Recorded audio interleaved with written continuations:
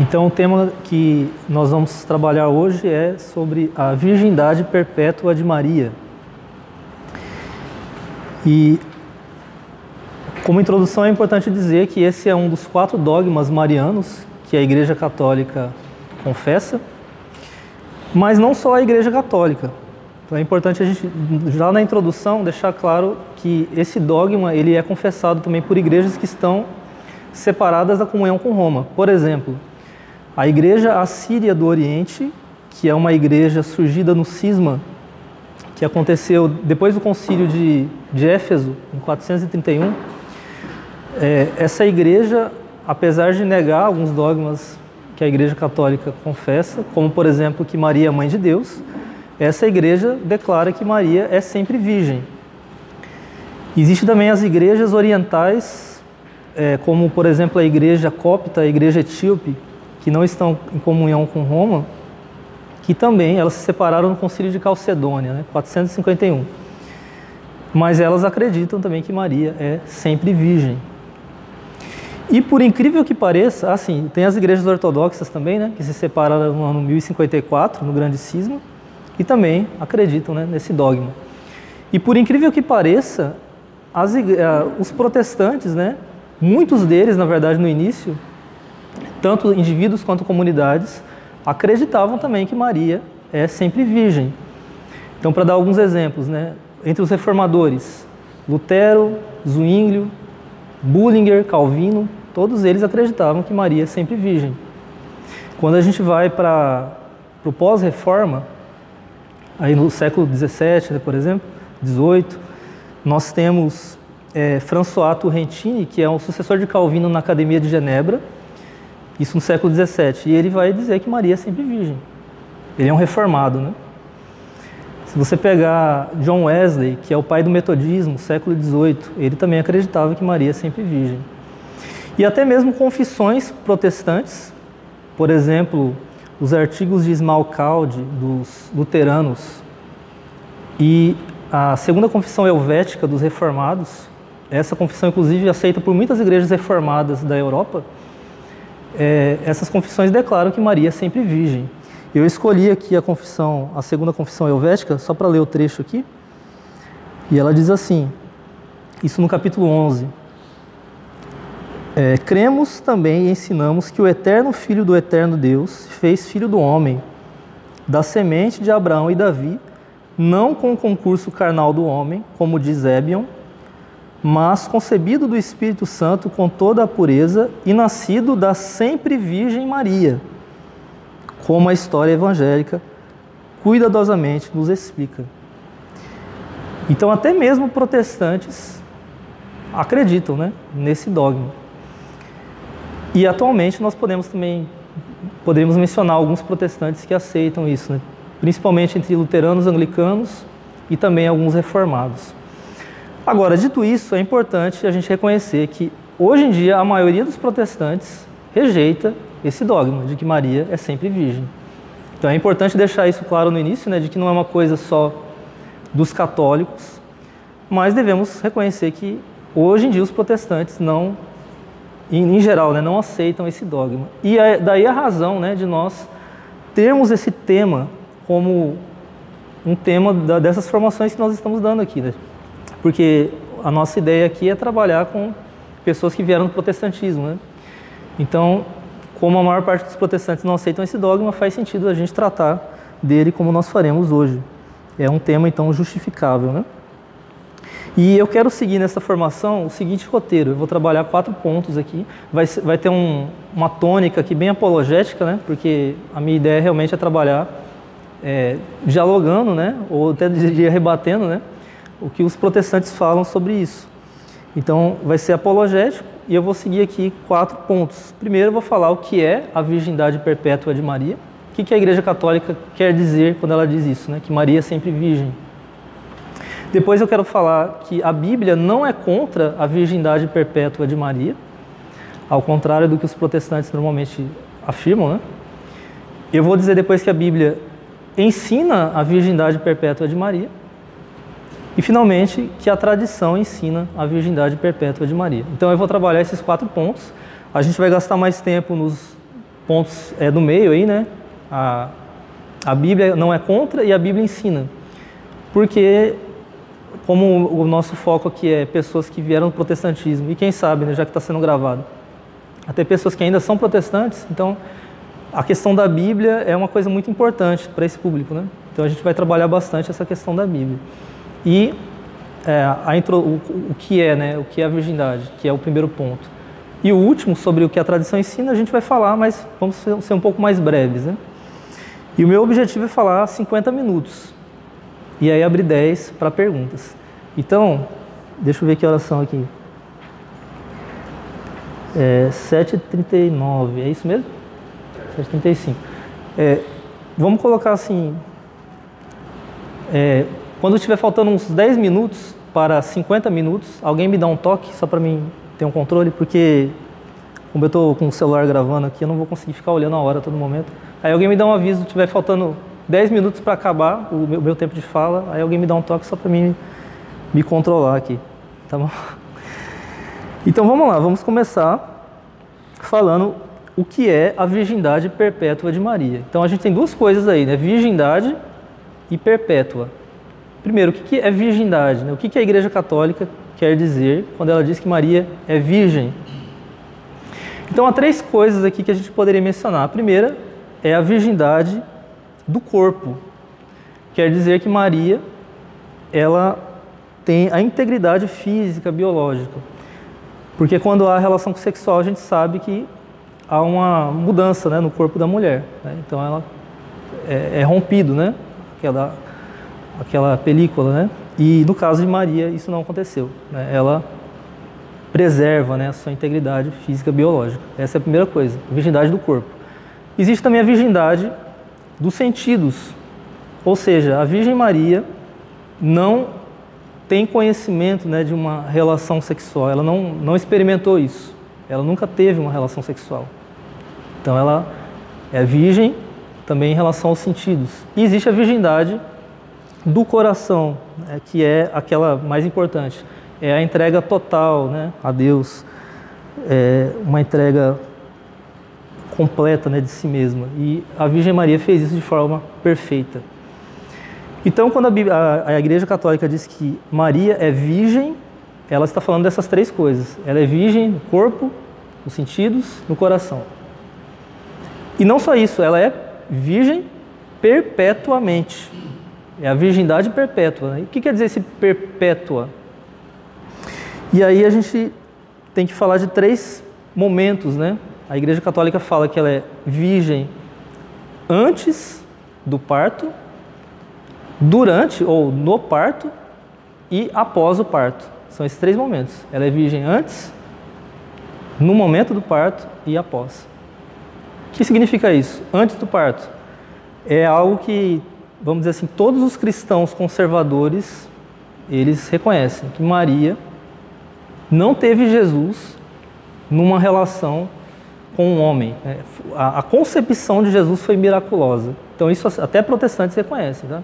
Assim, protestantes que são conservadores, porque tem protestantes de todo tipo, né? Tem quem negue tudo o que você imaginar da Bíblia, mas quem realmente tem pelo menos um compromisso mínimo que seja, né, com o que Deus ensina, eles vão dizer, não, realmente Jesus foi concebido por obra do Espírito Santo, não teve a relação de um macho aí, né?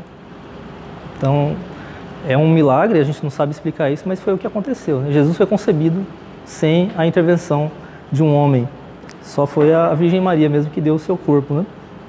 Não teve um macho aí envolvido. Durante o parto, o que significa isso? Quer dizer que o nascimento de Jesus é miraculoso também. Então, quando Jesus nasceu, a integridade física da Virgem Maria não foi, não desapareceu, né? Existe até uma espécie de poesia, né, da Idade Média que fala assim, deixa eu ver se eu encontro. No seio da Virgem Mãe, encarnou divina graça, entrou e saiu por ela, como o sol pela vidraça. Então, tanto a entrada de Jesus, vamos dizer assim, como a saída do ventre de Maria foi miraculosa. Então, quando Jesus nasceu, não houve nenhuma mudança, né, na virgindade de Maria quanto à sua virgindade do corpo. E após o parto quer dizer o quê? Que Maria, durante toda a sua vida, não teve relações com homem algum. No caso, São José, né? Ela não teve relações com São José e, portanto, ela não teve filhos biológicos além de Jesus. Os outros filhos que ela tem somos nós, né? Filhos espirituais. Mas filhos biológicos ela não tem além do Senhor Jesus Cristo. Então, é isso que é o dogma da virgindade perpétua de Maria. É isso que a igreja ensina. Agora, vamos para o segundo ponto. O que a Bíblia tem a dizer sobre isso, né? Então, os protestantes vão dizer que a Bíblia é contra. Mas eu quero dizer agora, no segundo ponto, que a Bíblia não é contra a virgindade perpétua de Maria. E aqui eu vou responder alguns argumentos, né, que os protestantes fazem. Então, os protestantes costumam dizer, né, que a Bíblia é contra, e eles vão apresentar algumas passagens, né, que supostamente contradizem o dogma da virgindade perpétua de Maria.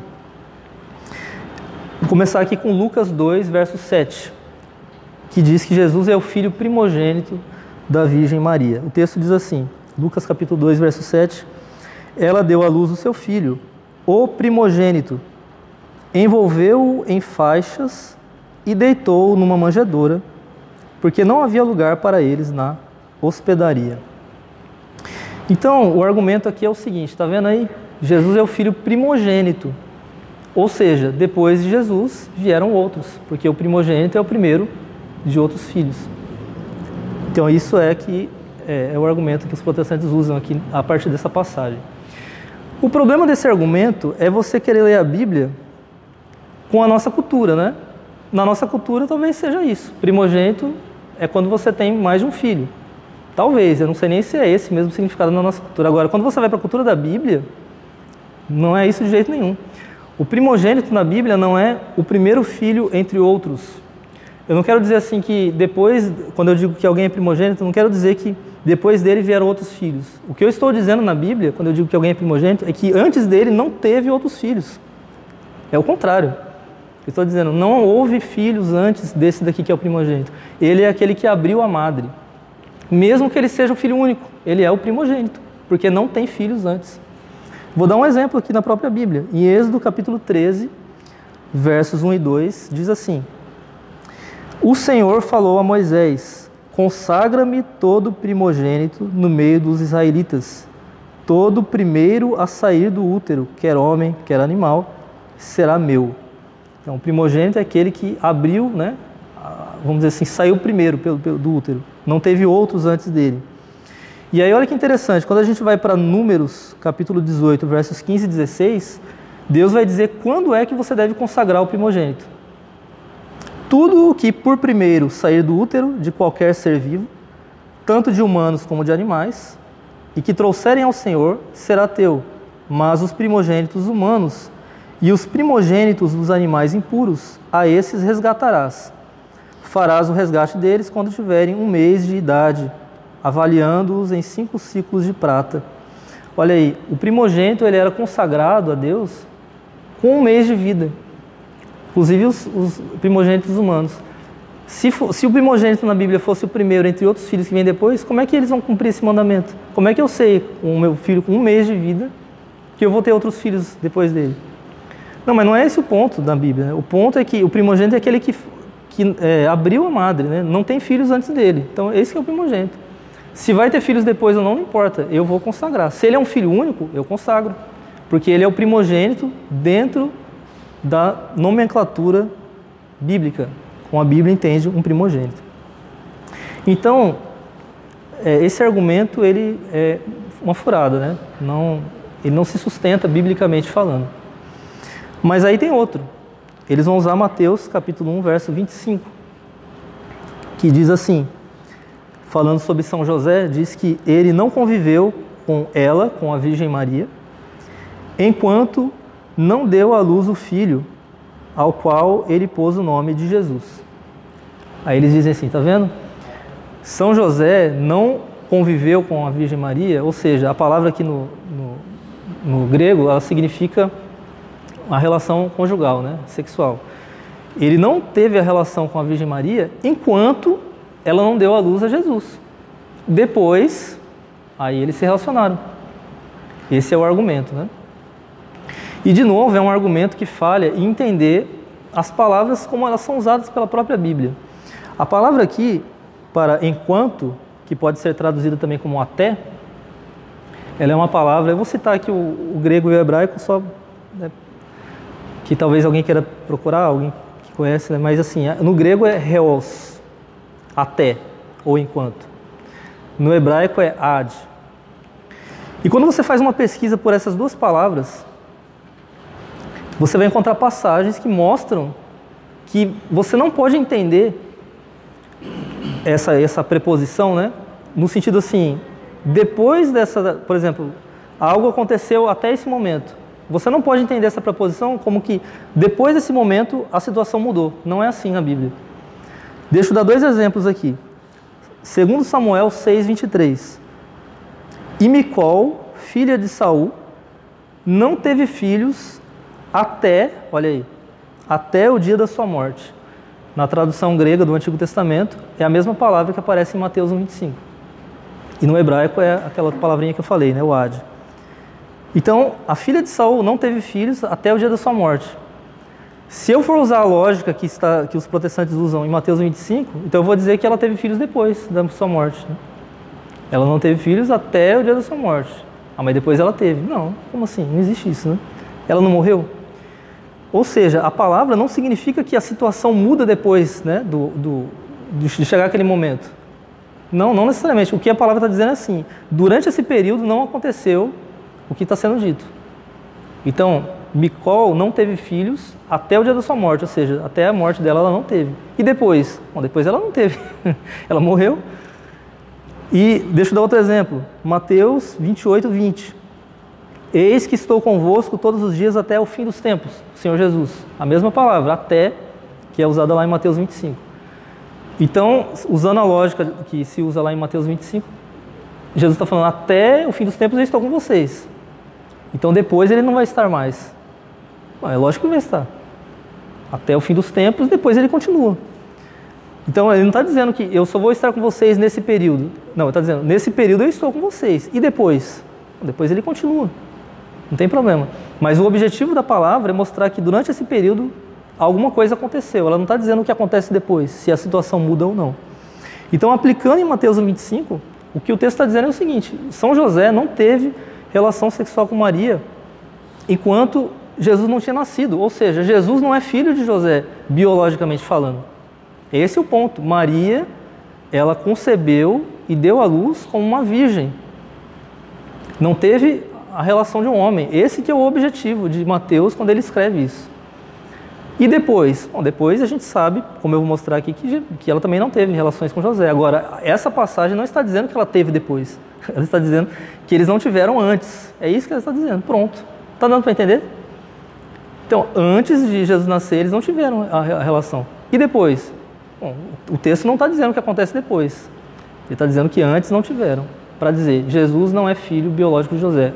A concepção e o nascimento foram miraculosos. Indo para um terceiro argumento aqui.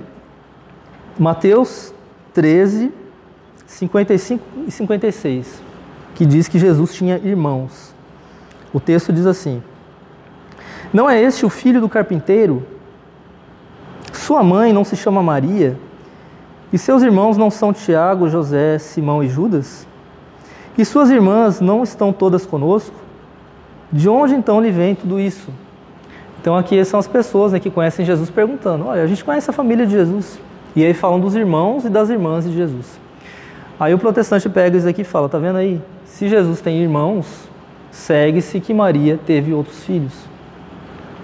O problema desse argumento é, primeiro, né, assumir que esses irmãos são filhos de Maria, mas a Bíblia nunca os chama de filhos de Maria. Na verdade, a Bíblia nunca diz que Maria teve outros filhos além de Jesus.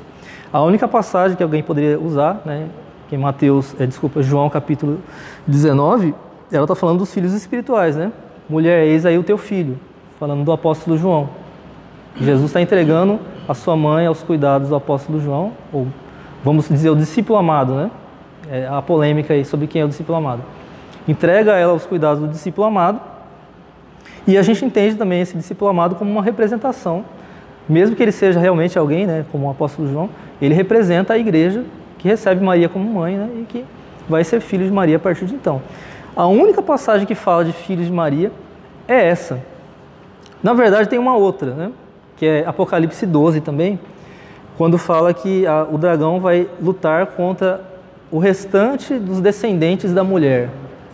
Mas de novo, né, é uma linguagem espiritual. Está falando da igreja, né? E aí um argumento muito forte, né, para falar que Maria é a mãe da igreja. Agora, falar que Maria teve filhos, a Bíblia nunca diz isso. Ela diz que Jesus tinha irmãos. Então, eu não posso, a partir disso, chegar à conclusão, né? Jesus tem irmãos, então Maria tem filhos, outros filhos. Não. Por que não? Primeiro, né, eu falei que a Bíblia não diz que são filhos de Maria. Segundo, a palavra irmão na Bíblia, ela não tem necessariamente o significado de, por exemplo, eu sou irmão do Daniel, que é o meu irmão realmente, né? Nós somos filhos dos mesmos pais. Na Bíblia, irmão nem sempre é assim. Então você tem, às vezes, um uso muito amplo de irmão. A palavra grega é adelphos, no hebraico é ar. E as duas palavras, elas têm um uso amplo. Adelphos, para o grego, que não é semita, né, que não é judeu, ela, às vezes, tem um sentido realmente mais restrito. Mas o semita, o judeu, ele usa adelphos, do grego, como ele usa o ar, do hebraico. Então, deixa eu dar alguns exemplos aqui do Antigo Testamento. Isso tanto no grego, né, a tradução grega do Antigo Testamento, quanto o original hebraico. Vai dizer assim, Gênesis 14, tanto o verso 14 quanto o 16. E ouviu Abrão que foi preso seu irmão. E depois diz, no verso 16, e trouxe de volta todos os bens, e também Ló, seu irmão. Quem conhece a Bíblia sabe que Ló não é filho do mesmo pai, né, que Abrão tinha. Não, ele é filho do irmão de Abrão. Ele é sobrinho de Abrão. Então, eles não são irmãos, filhos do mesmo pai. Mas a Bíblia chama eles de irmãos. Eu poderia dar vários exemplos aqui. Tem o Jacó também, que é chamado de irmão de Labão. Labão é o tio de Jacó. Então, assim, é a mesma palavra, tá, no grego, adelphos, que é usada lá em Mateus 13. Então, eu não posso pegar a palavra e falar, olha, Jesus tem irmãos, então eles são filhos de Maria. Não dá para fazer isso. Então, a Bíblia não permite, né, que nós chegamos a essa conclusão. E outra coisa, os irmãos de Jesus na Bíblia, eles se comportam como se fossem mais velhos que Jesus. Deixa eu dar só um exemplo aqui, em João capítulo 7, versos 3 e 4. Diz assim, os irmãos de Jesus disseram-lhe, sai daqui e vai para a Judéia, para que também os teus discípulos vejam as obras que fazes. Ninguém faz algo em segredo se procura agir em público. Já que fazes essas coisas, manifesta-te ao mundo. De fato, nem seus irmãos criam nele. Observem aqui que os irmãos de Jesus estão dando conselhos a Jesus, né?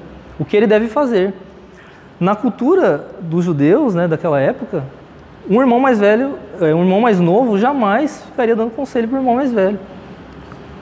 Porque assim, se Jesus teve outros irmãos, né, filhos de Maria e José, então esses irmãos são mais novos que Jesus, porque Jesus foi o primeiro filho de Maria, não é isso? Primogênito. Mas esses irmãos aqui, eles se comportam como irmãos mais velhos, estão dando conselhos para Jesus. Então não pode ser filho de Maria, não tem como. Porque esse comportamento não condiz, né, com o que é o costume da época. Então, esse argumento de que porque Jesus tem irmãos, Maria teve filhos que não são Jesus, não se sustenta também. E um quarto e último argumento dentro desse ponto de que a Bíblia não é contra a virgindade perpétua de Maria, o quarto argumento protestante para dizer que a Bíblia é contra é 1 Coríntios 7, verso 5. Aqui já é um argumento mais genérico, né? O apóstolo Paulo vai dizer nessa passagem o seguinte, não vos recuseis um ao outro, a não ser de comum acordo e por um tempo oportuno, para vos entregardes à oração. Depois uni-vos novamente, para que Satanás não vos tente por causa de vossa incontinência. Então o apóstolo Paulo está dizendo para os casais, olha, vocês não devem ficar muito tempo sem a relação conjugal, para vocês não serem tentados. Podem até ficar algum tempo para a oração, né? Vocês se afastem, né? Mas depois vocês voltem a se unir. E aí o argumento é assim, bom, se essa é a regra, então a Virgem Maria e São José seguiram essa regra. Eles não ficaram muito tempo sem uma relação sexual, já que eles eram casados. Qual é o problema aqui?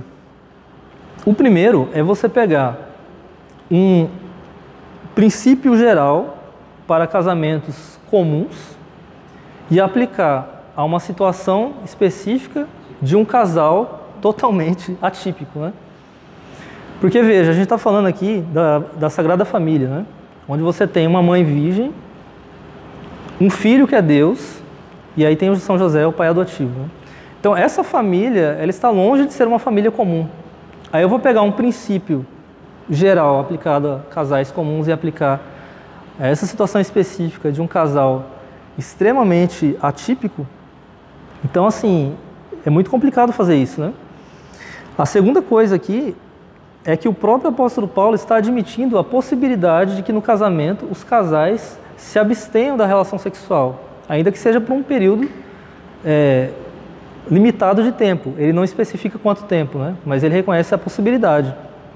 Então, assim, se Paulo reconhece que isso é possível num casamento comum, será que num casamento incomum isso não poderia acontecer de uma forma incomum? Então, assim, se a abstinência sexual ela é possível num casamento normal, num casamento que não é... Eu não vou dizer que não é normal, segue todas as regras, né, do que a gente entende como casamento, mas ele não vai, no casamento da Nossa Senhora com São José, eles não vão consumar, né, a sua união. E será que isso não é possível? Então, se já existe uma possibilidade, né, de abstinência no casamento comum, no caso deles, uma abstinência, então, que seria incomum. E o último ponto aqui que a gente deveria observar é que esse argumento ele acaba provando demais. Porque quando ele diz que esse princípio de Paulo proíbe os casais de se absterem, né, sexualmente, ele está colocando uma regra que começa a ficar difícil de cumprir, porque a gente sabe de situações em que um casal realmente fica muito tempo sem a relação. Por exemplo, o homem vai para a guerra, e agora? Às vezes fica lá anos na guerra. E aí eles estão quebrando o princípio que Paulo colocou? Ou então, há casais que por alguma razão o homem tem que trabalhar distante, não tem o que fazer e vai, e fica muito tempo às vezes longe. E aí não vão ter a relação. Então eles estão quebrando o princípio colocado por Paulo? Se não, como é que eu quero colocar então nas costas, né, da Sagrada Família a quebra desse princípio? Se eles não, como a gente sabe, né, Maria e São José não tiveram uma relação conjugal.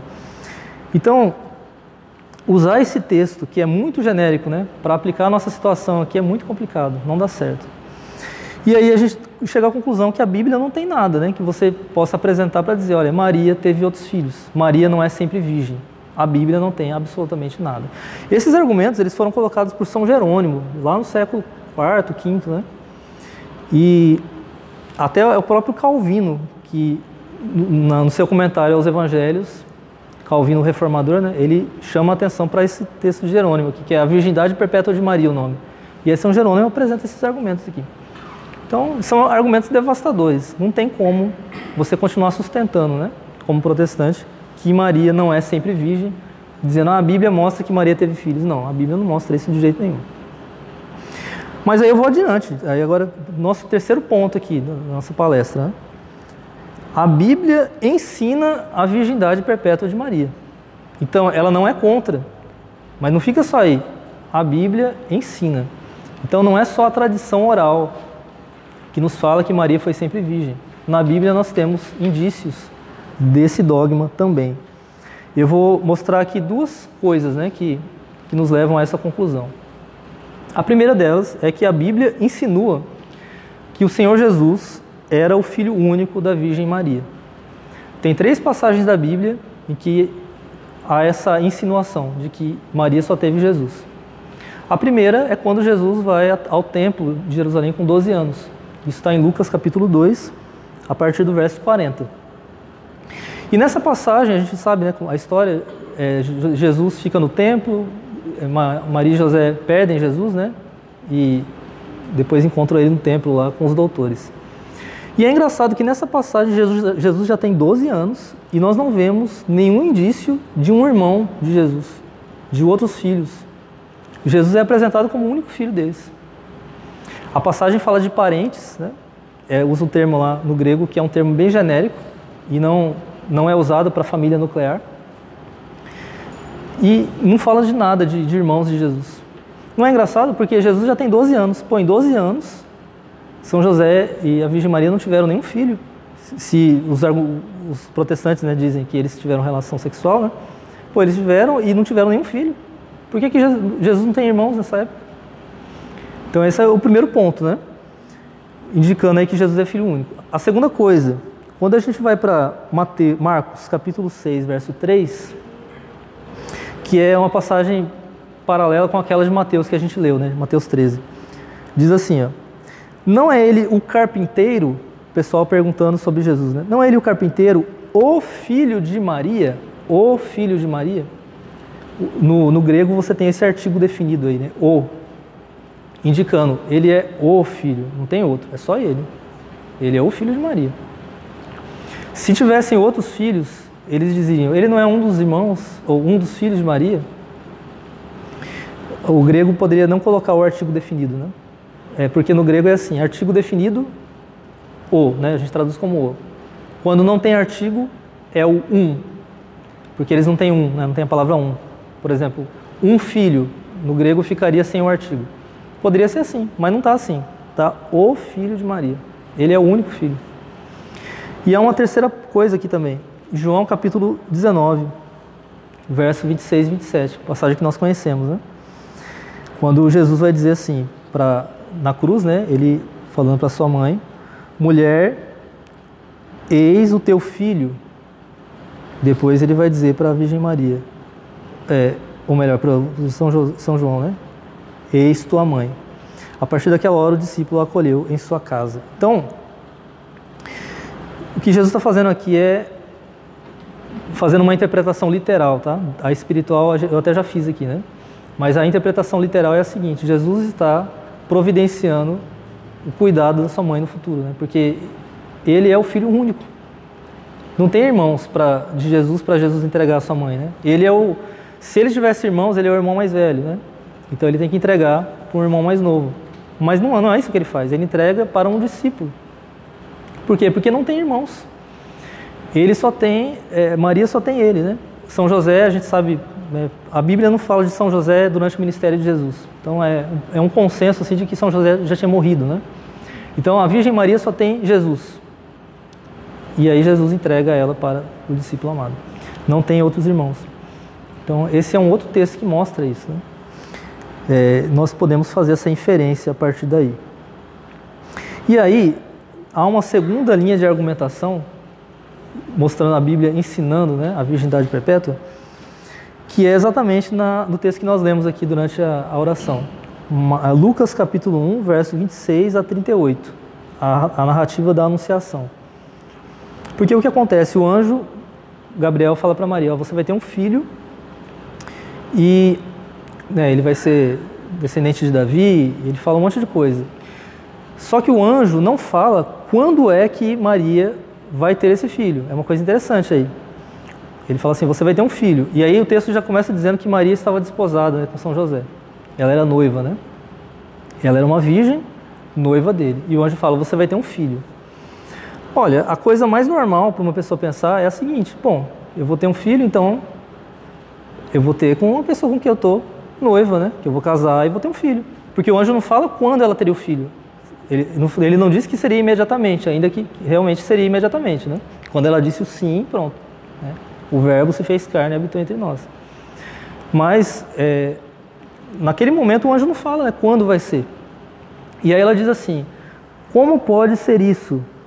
A pergunta dela é, se eu não conheço homem algum. Não conheço homem algum. Conheço aí é o verbo grego para conhecer mesmo, é normal. Só que ele é usado nesses contextos assim, de relação conjugal de uma forma eufemística, né? Para não falar a relação conjugal, fala conhecer, né? Então ela está dizendo assim, eu não tenho relação, né, com homem algum. Só que no grego é mais forte, porque é assim, ó. No português, quando a gente fala algo no presente, você pode indicar normalmente, na verdade a tradução normal, né? Quando a gente fala no presente do português, a gente diz assim, por exemplo, eu não tenho, pegando essa própria passagem aqui, né? Eu não conheço homem algum, né? Então a gente entende o quê? Bom, ela não conhece agora, né? Mas ela pode conhecer no futuro. No português a gente entende assim. Só que no grego, o tempo presente, que é o tempo usado aqui, normalmente ele indica uma ação contínua, um hábito ou uma ação que acontece com, como eu coloco aqui, é um presente costumeiro, é o termo que a gente utiliza. Então, não é simplesmente ela dizer assim, eu não conheço homem algum. Ela está dizendo, eu não estou conhecendo homem algum. Nunca conheci, não conheço e jamais conhecerei. É uma coisa que é um estado contínuo para ela. A ideia normal do grego é essa. É até interessante, eu tenho uma gramática grega de um batista, né? É uma gramática muito boa. E assim, ele sabe dessa questão do grego porque ele é um professor de grego, né? O cara que escreveu a gramática. E ele sabe que normalmente o significado é esse. Só que quando chega nesse texto ele fala, mas aqui não pode ser. Mas por que não pode ser? Não é isso normal? Não, isso aqui não pode ser. Então, a gente vê como que o viés, né, teológico da pessoa afeta. Porque na gramática é isso. Eu não estou conhecendo homem algum. Não conheci, não conheço, não conhecerei. Para mim é um fato, né, um estado contínuo de não conhecer. E por que é assim? Aí a tradição diz, e aqui, bom, deixa eu continuar, depois eu falo. Mas assim, a tradição diz que Maria fez um voto de virgindade. Então, ela ia se casar com São José, porque, na verdade, as mulheres naquela época, se não estivessem casadas, estariam, né, numa situação um pouco complicada. Mas ela tinha um voto de não se casar, de não ter uma relação conjugal. Então, quando o anjo fala que ela vai ter um filho, ela se espanta por quê? Porque ela fez esse voto. Como é que ela pode quebrar o voto que ela fez, né? Porque o anjo não diz quando aconteceria, para ela pensar assim, não, então eu vou conceber de forma miraculosa. Não, o ponto dela é, nesse momento, né, inicial, eu não tenho como ter uma relação com o homem, como é que eu vou ter filho? E eu não tenho como ter uma relação com o homem porque eu tenho esse voto. Então, irmãos, isso não é uma coisa impossível de a gente pensar, porque tem gente que fala, mas isso é impossível para o judeu. Não, não é impossível. A gente tem casos, por exemplo, de pessoas que não se casaram entre os judeus, né? O Senhor Jesus é um grande exemplo, né? Ele não casou. São João Batista não casou.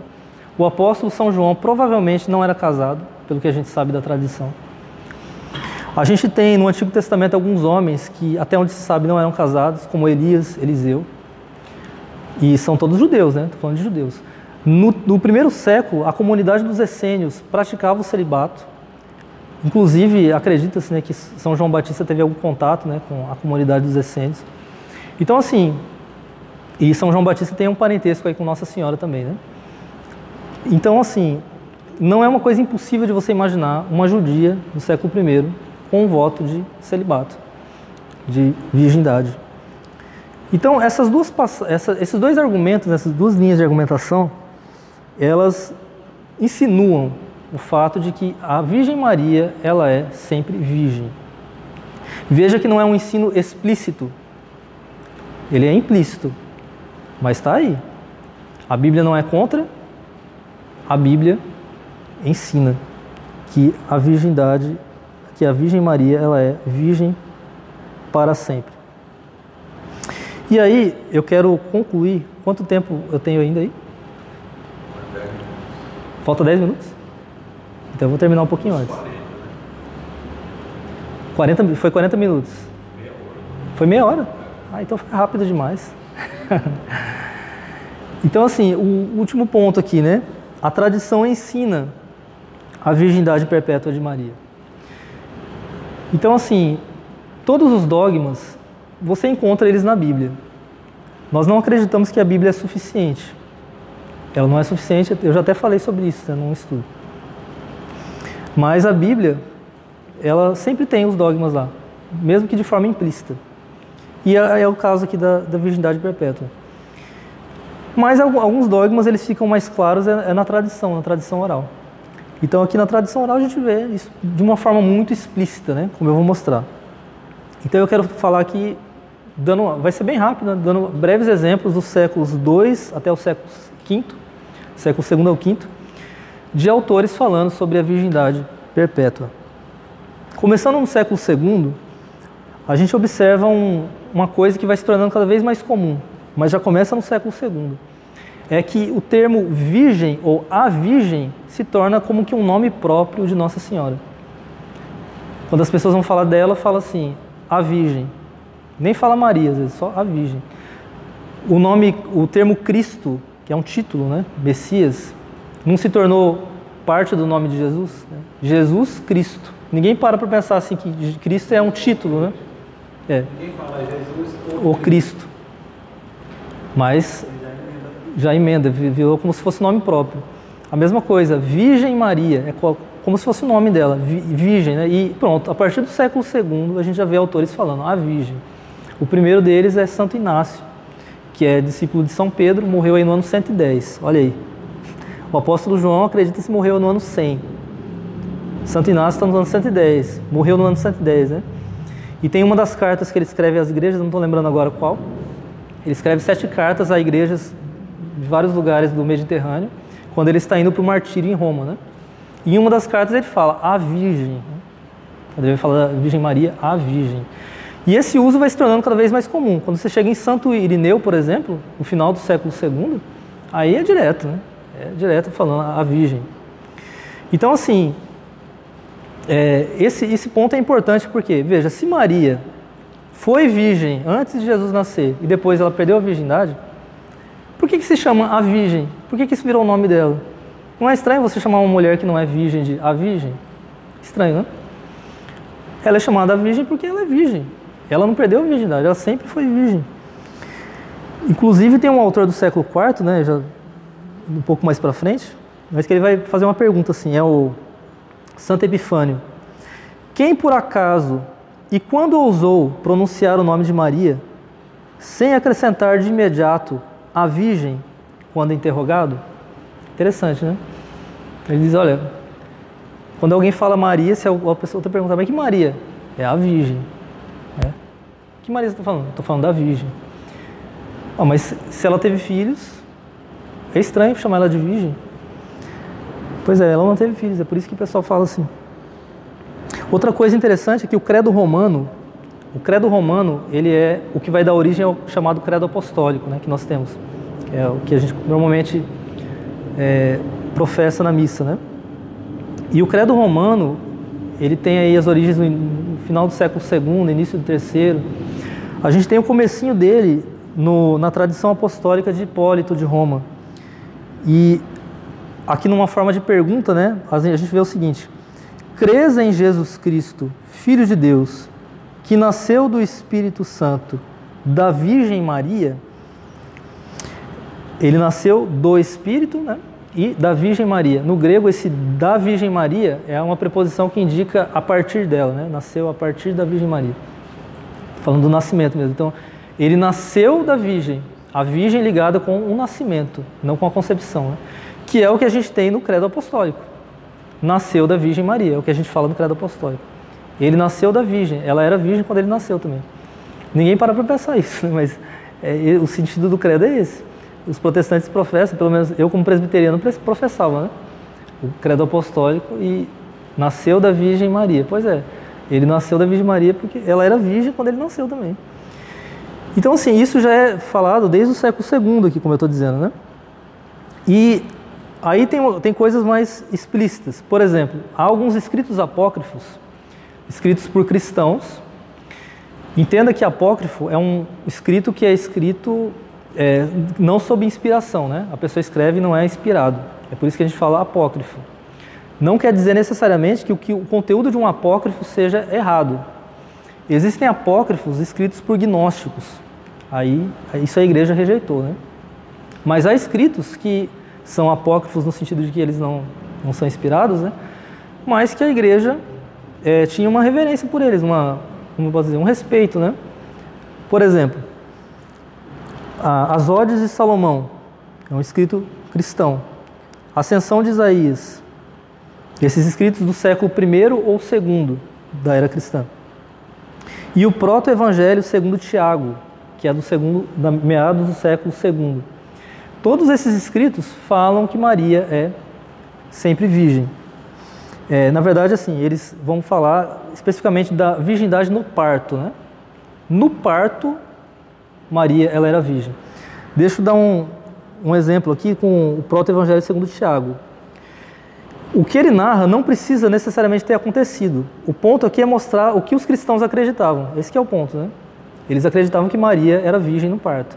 Aí o que o proto-evangelho segundo Tiago vai dizer? Que quando Nossa Senhora deu à luz a Jesus, a parteira viu que o nascimento foi um nascimento diferente e ela foi conferir se a Virgem Maria ainda era virgem. Foi fazer o teste lá, né? De uma forma bem constrangedora, e foi comprovado que ela permanecia virgem depois do nascimento. Então, assim, eu não estou dizendo que isso é um fato histórico. O que eu estou dizendo é que isso reflete a crença cristã em meados do século II. Foram cristãos que escreveram isso daqui. E cristãos ortodoxos, tá? Não são gnósticos, não. Escritos gnósticos são outros, né? Ou seja, eles acreditavam nisso. E Santo Irineu, né, no final do século II, ele vai escrever o seguinte, falando sobre o nascimento de Jesus de forma miraculosa, não só a concepção, mas o nascimento também. Ele vai citar Isaías, quando Isaías diz assim, ele fala, né, o mesmo profeta Isaías diz em outra passagem, antes de sentir as dores do parto, ela deu à luz. Antes de lhe sobrevirem as contrações, ela pôs no mundo um menino. Aí ele continua, né? Agora Santo Irineu falando, proclamando assim o caráter inesperado e paradoxal do nascimento da Virgem. Então ele faz uma coisa aqui que a partir de então todo mundo vai fazer, né? Que é ligar a profecia de Isaías aqui, sobre essa mulher que dá à luz sem sentir dores, que é a mulher que é Jerusalém, né, em Isaías, e ele aplica isso de forma tipológica à Virgem Maria, dizendo, a Virgem Maria deu à luz sem sentir dores. Por quê? Porque o nascimento foi miraculoso. Ela não perdeu a virgindade quando ela deu à luz. Eu não tenho muito tempo, mas assim, e nem tinha programado fazer isso aqui, mas eu poderia explicar o porquê que eles fazem isso, né? Por que os padres da igreja pegam essas imagens, né, por exemplo, dos profetas, Jerusalém, o templo, como eu vou mostrar depois, o jardim do Cântico dos Cânticos, porque eles pegam isso e aplicam à Virgem Maria. Não dá tempo assim, para me desenvolver muito, mas na própria Bíblia a gente vê a Virgem Maria sendo comparada com Jerusalém, por exemplo, na Anunciação. Alegra-te, cheia de graça, o Senhor é contigo. Não temas. O anjo fala essas palavras para a Virgem Maria, que é o que está em Sofonias capítulo 3, quando Deus fala com Jerusalém. Alegra-te, ó filha de Sião, o Senhor está no meio de ti, não temas. Ou seja, o anjo está pegando, ou Lucas, né, que está registrando, o que está no profeta Sofonias aplicado a Jerusalém e está aplicando à Virgem Maria. Então, coisas que são ditas em Jerusalém no Antigo Testamento, tipologicamente podem ser aplicadas à Virgem Maria. Os padres da igreja não estão viajando, não, né? A interpretação alegórica não é viagem, assim, né, fantasia. Tem todo um fundamento exegético. E vai ter coisas aqui, que eu vou falar daqui a pouco também, que vão ir nessa linha, né? Por exemplo, Maria é comparada com o templo, quando o anjo diz para ela assim, que ela seria envolvida com a sombra do Altíssimo, né? Isso daí é uma imagem da nuvem de glória, né? Que no Antigo Testamento ficava sobre o templo, sobre o tabernáculo e o templo, né? Fazendo uma sombra. Ou seja, a Nossa Senhora vai ser como um templo que é envolvido pela Shekinah de Deus, pela glória de Deus. Então ela é templo. Então o que o Antigo Testamento fala de templo, eu posso pegar e aplicar a Nossa Senhora, tipologicamente falando ou alegoricamente falando. Então, no caso aqui, Santo Irineu pega a imagem de Jerusalém, né? Dando à luz seus filhos sem dores. E aí diz, olha, isso se cumpriu na Virgem Maria. Vamos para o século III agora, e agora vai ser mais rápido, só mais citações mesmo. Então, no século III, a gente tem aqui Clemente de Alexandria e Orígenes. Clemente vai dizer o seguinte, alguns dizem que depois que ela, a Virgem Maria, deu à luz, quando examinada, foi encontrada virgem. Então ele está fazendo referência aqui àquilo que eu falei que está no proto-evangelho de Tiago, né? Então ele fala, alguns dizem isso. Quando ela foi examinada, depois do parto, disseram, ela é virgem. Continua virgem. Orígenes. Maria não teve nenhum filho exceto Jesus, de acordo com aqueles que têm uma opinião sólida sobre ela. E ele também vai dizer, Orígenes, a dignidade de Maria exige que aquele corpo destinado a servir ao Verbo e sobre o qual descer o Espírito Santo não conhecesse relação sexual com homem nenhum. Agora, indo para o século IV, nós temos aqui várias citações, né? Santo Basílio: os amantes de Cristo não suportam ouvir dizer que a Theotokos, a mãe de Deus, né, no grego, a Theotokos deixou um dia de ser virgem. Então os amantes de Cristo não suportam ouvir isso, né, que ela deixou de ser virgem. Santo Ambrósio: afirmar que Maria deixou de ser virgem é um crime abominável e uma blasfêmia. Pegou pesado, né? Santo Agostinho, já começando aí o século V: não dá para pensar em absoluto que naquela carne em que nasceu a verdade possa perecer a integridade virginal. E Pedro Crisólogo, no século V: uma virgem concebeu, uma virgem deu à luz, uma virgem ela permanece. E aí a gente poderia citar várias coisas aqui, né? São Jerônimo e Santo Ambrósio, eles vão comparar a Virgem Maria à porta oriental do novo templo, que é descrito em Ezequiel capítulo 44. Lembra que eu falei que a Virgem Maria é comparada a um templo na Anunciação? Pois é. Aí os padres da igreja, lendo tipologicamente ou alegoricamente o Antigo Testamento, eles olham então para esse templo que Ezequiel descreve do capítulo 40 ao 48, no caso aqui é o capítulo 44 especificamente, que fala de uma porta oriental, pela qual o Deus de Israel entrou. E aí essa porta vai ficar fechada. Diz assim o texto: ele me disse, esta porta deverá permanecer fechada, não deverá ser aberta e ninguém deverá entrar, porque o Senhor Deus de Israel entrou por ela, por isso ficará fechada. Maria é o templo e essa porta pela qual Deus de Israel entrou não pode se abrir. Só o Deus de Israel pode entrar e sair por ela. Assim eles entenderam, né? E uma leitura alegórica, tipológica. E outra passagem é aquela de Cantares ou Cânticos, capítulo 4, verso 12, onde se fala do jardim fechado, né? És um jardim fechado, minha irmã e esposa, jardim fechado e fonte lacrada. Aqui é o esposo, né, falando com a esposa, numa leitura alegórica. Deus falando com a sua esposa, né, que é a igreja, mas que também é a Virgem Maria. O Espírito Santo é chamado de esposo da Virgem Maria. Aí nessa leitura alegórica, o Espírito falando para Maria, você é uma fonte lacrada, né? Um jardim fechado. Isso aqui não é para provar, tá, irmãos, a virgindade perpétua de Maria. Aqui é para mostrar que a igreja acreditava nisso, sempre, desde o começo.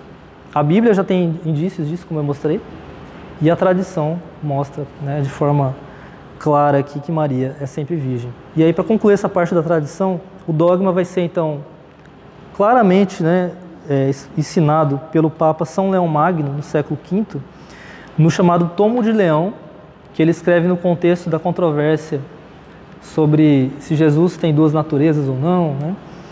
E aí vai ter o Concílio de Calcedônia, que vai dizer Jesus é uma pessoa, mas tem duas naturezas. Ele é Deus e ele é homem.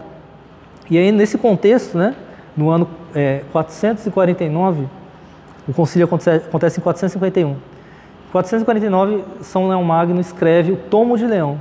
E esse documento vai ser lido no Concílio de Calcedônia e ele vai ser aprovado no Concílio de Calcedônia. O Concílio de Calcedônia é um concílio ecumênico e até protestantes aceitam esse concílio. E ele aprovou o Tomo de Leão. Olha o que o Tomo de Leão diz aqui.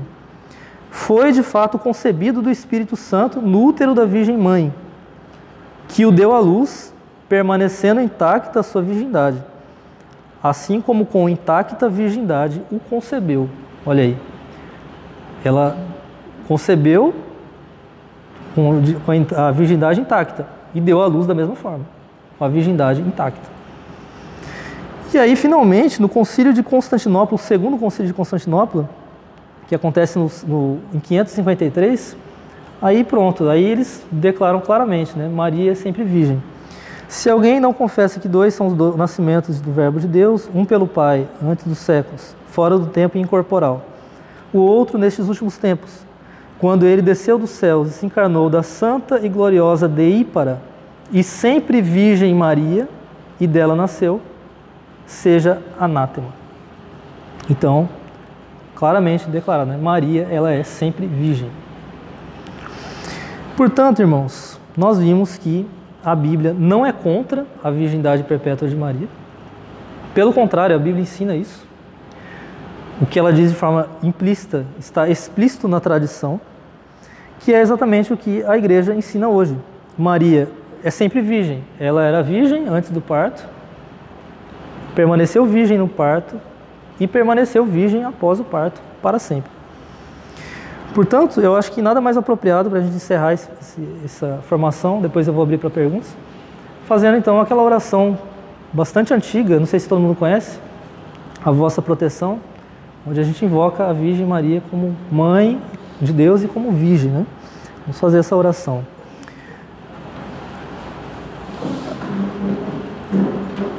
A vossa proteção recorremos, Santa Mãe de Deus, não desprezeis as nossas súplicas em nossas necessidades, mas livrai-nos sempre de todos os perigos, ó Virgem gloriosa e bendita. Amém.